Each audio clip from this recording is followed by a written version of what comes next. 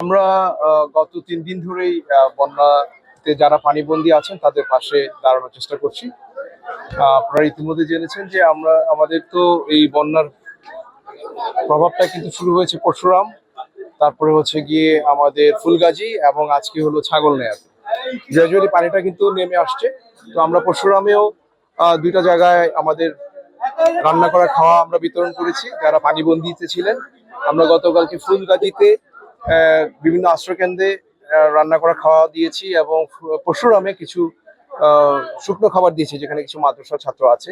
আর আজকে আপনাদের এই ছাগলনাইয়াতে নিষ্পানুয়া এলাকায় এসেছি, এখানে অসংখ্য পানিবন্দী মানুষ আছে, তাদের পাশে দাঁড়ানোর চেষ্টা করেছি। কিছু রান্না করা খাবার নিয়ে আসছি যেন তারা ভালোভাবে একবেলা খেতে পারে।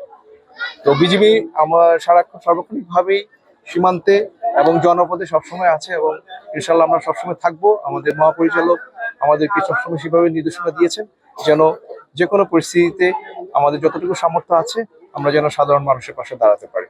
ধন্যবাদ।